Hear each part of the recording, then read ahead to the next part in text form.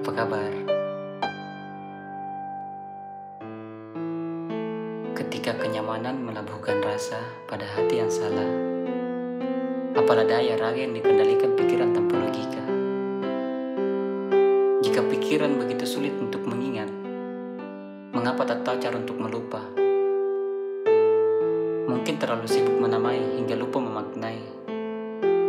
Pada akhirnya, senja akan semakin menjauh, namun tak pernah sanggup melenyapkan cinta dari pandangan mata.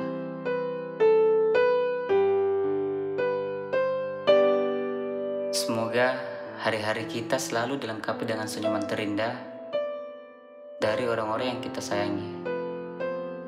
Kuharap kalian saat mendengarkan ini dalam kondisi sehat dan baik-baik saja. Amin.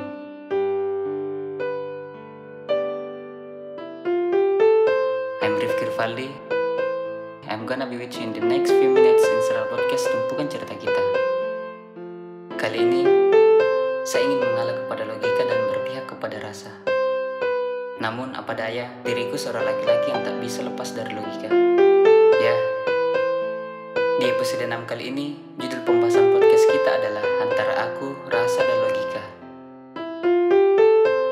Saya tahu kalau setiap orang memiliki rasa yang begitu kuat. Namun logika aku tidak bisa melepaskan diriku untuk merasa dengan sepenuhnya. Pasti akan muncul banyak pertanyaan kenapa seperti itu. Apakah saya sangat terbelenggu oleh logika?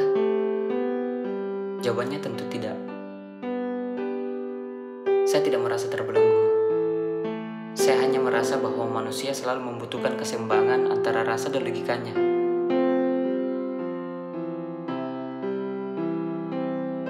Love is not only about taste, but also logic. Pasti kalian bertanya-tanya dan masih bingung. Sampai di mana batasan yang jelas antara rasa dan logika? Karena kalau kita flashback, kayaknya masalah dalam hidup kita sebagian besar karena kita tidak tahu kapan harus menggunakan perasaan dan kapan pula harus menggunakan logika. Banyak orang yang berpikir bahwa antara rasa dan logika itu jarang bisa bersatu. Karena terkesan keduanya merupakan dua hal yang saling bertolak belakang. Ya, kalian pasti tahu tentang rasa. Sesuatu yang sulit diekspresikan dengan kata-kata. Of course. Ketika kita membicarakan rasa, mungkin saja kita sedang membicarakan tentang cinta. Ya, cinta. Dimensi yang sangat pekat, dalam, dan sangat sulit digambarkan dengan media apapun.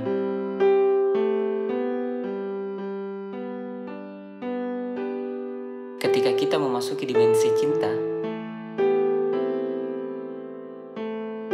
maka kita akan berada di alam yang berbeda dengan dunia nyata. Kenapa?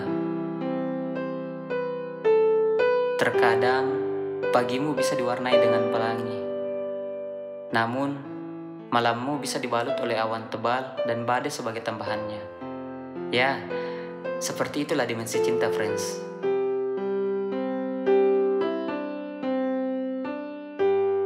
Listeners, saya yakin setiap orang perlu waktu mengumpulkan keberanian untuk terjun bebas ke dalam kedalaman rasa. Yaps, membutuhkan waktu untuk mempersiapkan diri dan tidak ingin langsung terjun bebas ke dalam pekatnya dimensi cinta. Ya, itulah logika. Berpikir rasional akan segala hal membutuhkan persiapan yang matang untuk terjun bebas ke dalam dimensi yang berbeda.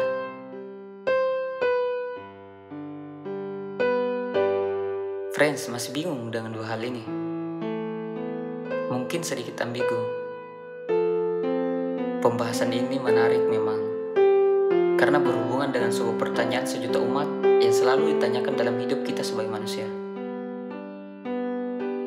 Dan kali ini, salah satu pertanyaan yang muncul dari sebuah kisah nyata, seseorang yang berjenis kelamin perempuan yang tidak ingin disebutkan namanya. Kisahnya menarik, dengarkan baik-baik. Assalamualaikum Kak, salam sejahtera untuk kita semua.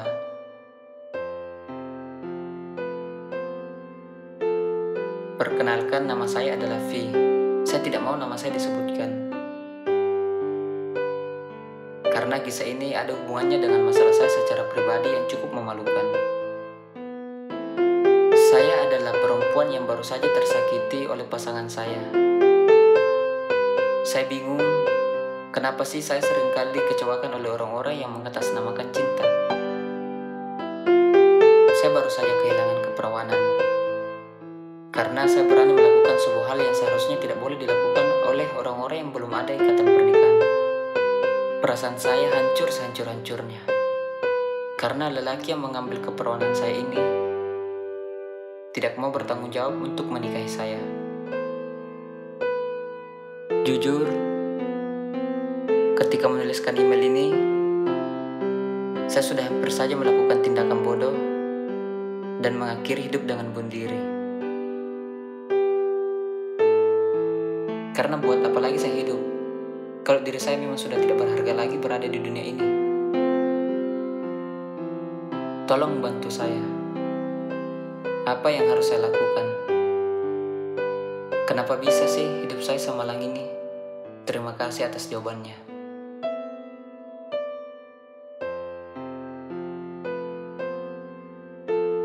Atas pertanyaan itu, saya akan coba membahasnya. Nah, friends, disinilah logika itu dibutuhkan. Kalau kalian di posisi seperti itu, apa yang akan kalian lakukan, friends?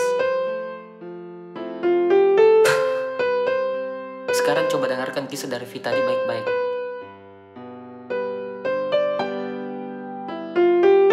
Jujur, di antara kalian semua, miliaran orang yang sedang mendengarkan podcast ini sekarang, jujur, ada yang pernah alami suatu hal yang sama seperti CV ini? Atau jangan-jangan kamu juga seperti V, jadi korban sebuah hubungan yang tak pernah kamu sangka jika orang yang kamu sudah berikan hati dan kepercayaan malah mengkhianatimu atau bahkan memperlakukan kamu dengan tindakan yang kurang baik. Jawab jujur dan tuliskan di comment box, menurut kamu salahnya si V ini di bagian mana?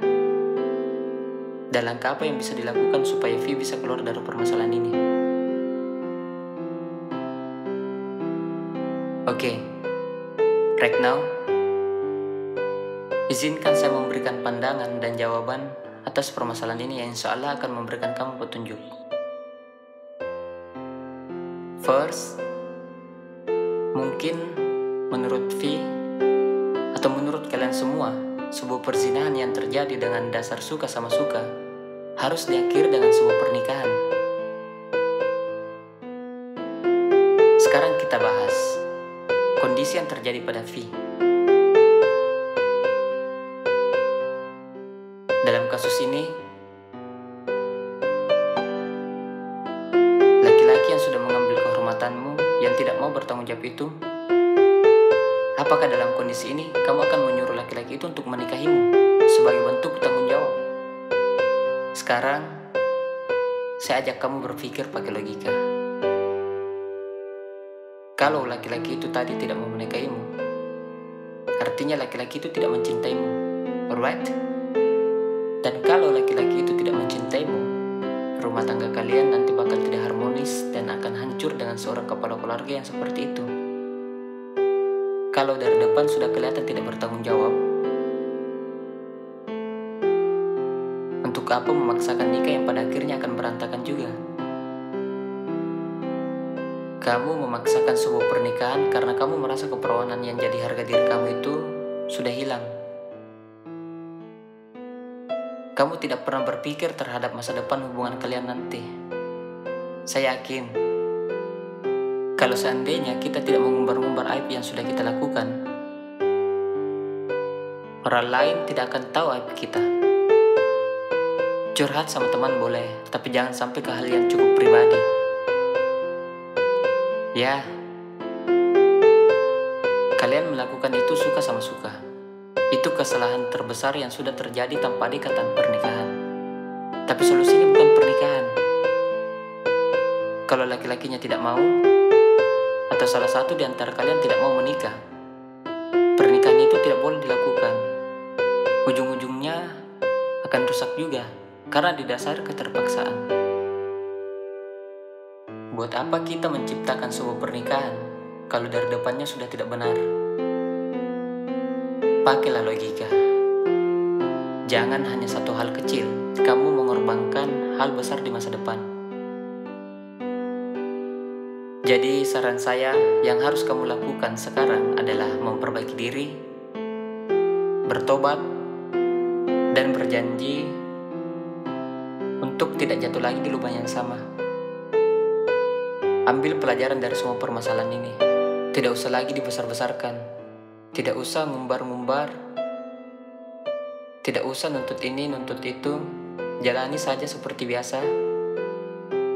Dan buka lembaran baru untuk masa depan yang lebih baik. Karena kebaikan akan selalu berpihak kepada orang-orang yang selalu mau berusaha menjadi lebih baik. Amin. Nah, di bagian ini, supaya tidak ada lagi orang-orang yang seperti V di masa depan, saat fase itu terjadi, hal yang terbaik yang bisa dilakukan adalah memaksimalkan nalar untuk tetap berpikir logis dan kritis.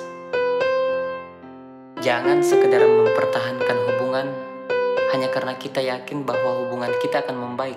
Logika semestinya bisa memilah mana yang berupa harapan, keyakinan, serta kenyataan.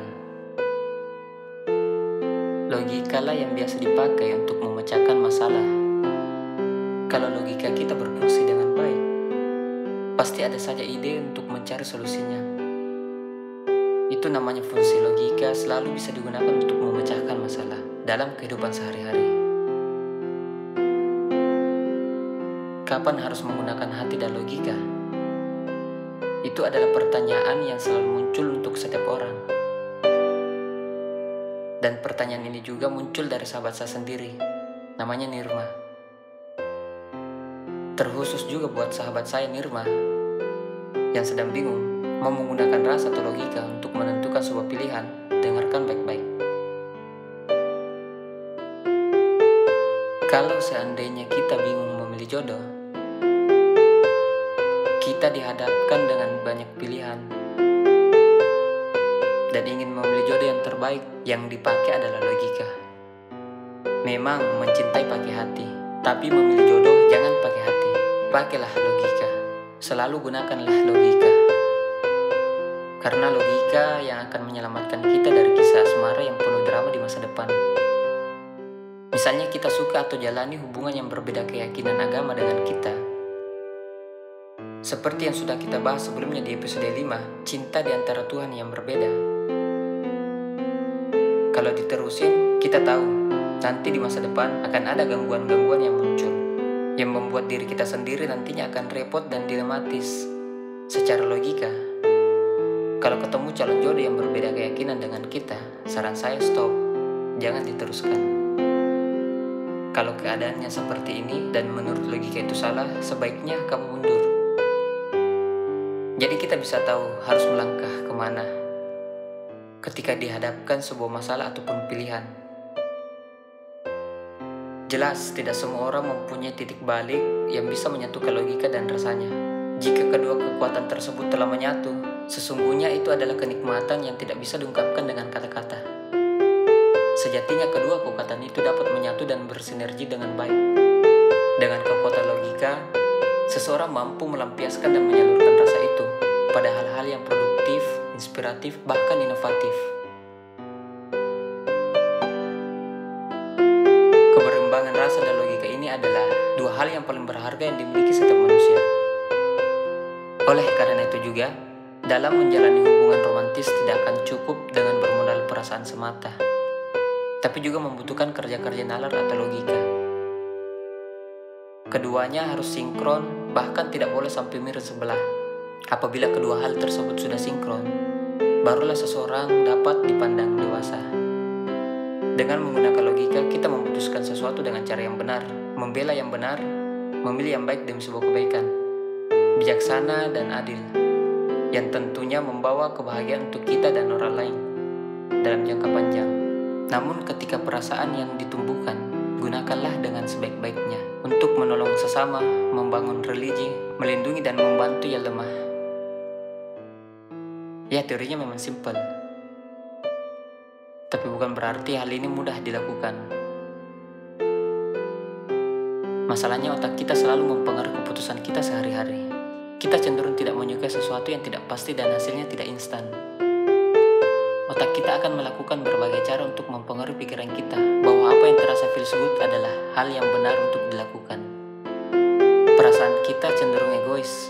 Perasaan kita hanya bisa dirasakan oleh diri kita sendiri. Apa yang kita rasa baik, belum tentu baik untuk orang lain. Apa yang kita rasa enak, belum tentu enak untuk orang lain. Kita tidak bisa menentukan apa yang terbaik untuk masyarakat atau lingkungan sekitar kita. Yang bisa perasaan kita lakukan adalah menentukan apa yang terbaik untuk diri kita sendiri, dan itu pun terkadang juga bisa salah. Perasaan kita hanya bersifat sementara dan tidak pasti. Perasaan hanya terjadi sesaat pada momen-momen tertentu. Perasaan kita tidak bisa menentukan apa yang baik untuk kita di masa depan. Kita hanya bisa merasakan apa yang terjadi sekarang. Dan terlebih perasaan kita seringkali salah dalam menentukan pilihan. Jelas, untuk apa kita diberikan kecerdasan berpikir bila semua itu diabaikan demi bisa menyesatkan diri dengan kutipan picisan yang tidak masuk akal. Jadi cinta sebenarnya adalah hasil manifestasi kinerja tubuh manusia yang bisa dipahami serta ditanggulangi secara logis. Itu sebabnya apapun bentuk hubungan cinta, termasuk rumah tangga, pun perlu senantiasa dikelola dengan menggunakan logika. Tidak bisa mengalir begitu saja sesuai perasaan. Ibarat logika adalah sesuatu yang logis, dan rasa adalah sesuatu yang mistis. Jadi cinta itu lebih banyak logisnya daripada mistisnya. Dan pandanglah sesuatu dengan realistis. Jadi sekarang kita semua bisa tahu, ada alasan-alasan logis yang mendasari setiap perilaku hidup sehari-hari kita. Demikian juga setiap perilaku dalam pacaran dan rumah tangga perlu bisa mempertanggungjawabkan secara logis. Otak adalah sosok penyelamat yang paling bisa melindungi hubungan, bahkan menyelamatkan kita dari hubungan yang toksik. People say that you can live without love, but I think logic is more important. Apakah kita sadar kalau kita sering membuat hidup kita sendiri terasa ribet? Itu terjadi karena kita lupa membuka mata lebih lebar, bahwa bukan kita orang yang paling sial. Masih banyak orang di luar sana yang tidak makan. Masih banyak orang yang di luar sana tidak punya keluarga. Sekarang kita harus sadar, cinta itu gak perlu norak. Ini hanyalah sebagian dari pergulatan pikiran antara logika melawan rasa. Bagaimana denganmu? Apakah logikamu sudah bisa berdamai dengan rasa? So, mungkin itu saja untuk episode kali ini. Buat kalian yang punya cerita atau kegundahan serta kegelisahan-kegelisahan yang ingin dibahas di episode-episode podcast selanjutnya, kalian bisa langsung mengirimnya di Instagram Tumpukan Cerita Kita. Stay tuned and enjoy. I'm Rifki Rivaldi. Thanks. Keeps happy and ciao.